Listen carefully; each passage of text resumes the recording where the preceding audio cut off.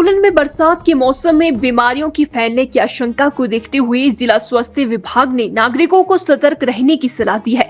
जिला स्वास्थ्य अधिकारी डॉक्टर अमित रंजन ने कहा कि इस मौसम में वेक्टर जनित और जल जनित रोगों के मामले तेजी से बढ़ सकते हैं, इसलिए लोगों को सतर्कता बरतने की आवश्यकता है। डॉक्टर रंजन ने कहा कि डेंगू और मलेरिया जैसी बीमारियां मच्छरों के काटने से फैलती है। वर्तमान में तापमान और आर्द्रता का स्तर मच्छरों के प्रजनन के लिए अनुकूल बना हुआ है, जिससे बद्दी, बरोटीवाला और नालागढ़ जैसे सीमावर्ती क्षेत्रों में इन बीमारियों के फैलने का खतरा अधिक है। उन्होंने कहा कि स्क्रब टाइफस भी इस मौसम में सक्रिय हो जाता है, जो एक प्रकार के पिस्सू के काटने से फैलती है। ये बीमारी बुखार के साथ साथ अंगों को प्रभावित कर सकती है। खासकर खेतों में काम करने वाले लोगों को सतर्क रहने और पूरी आस्तीन के कपड़े पहनने की सलाह दी गई है, ताकि पिस्सू के काटने से बचा जा सके। जिला स्वास्थ्य अधिकारी डॉक्टर अमित रंजन ने बताया कि वहीं जल जनित रोगों की बात करें तो वायरल हेपेटाइटिस ए और ई तथा डायरिया जैसे रोग दूषित पानी के सेवन से फैलते हैं। डॉक्टर रंजन ने नागरिकों को स्वच्छ और उबला हुआ पानी पीने की सलाह दी है, ताकि इन बीमारियों से बचा जा सके।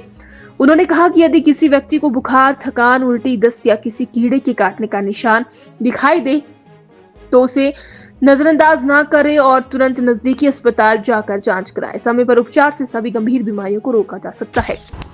बरसात का मौसम है और कुछ वेक्टर बॉर्न और वाटर बॉर्न जल जनित रोग इन दिनों इन सीजन में होने की चांसेस ज़्यादा हो जाते हैं।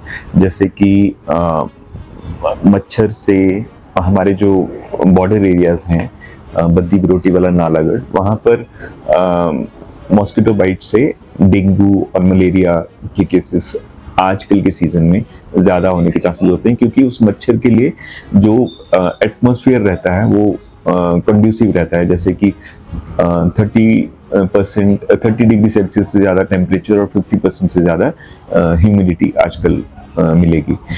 और इसके अलावा जल जनित रोगों में वायरल हेपेटाइटिस ए एंड ई होने के चांसेस हो जाते हैं।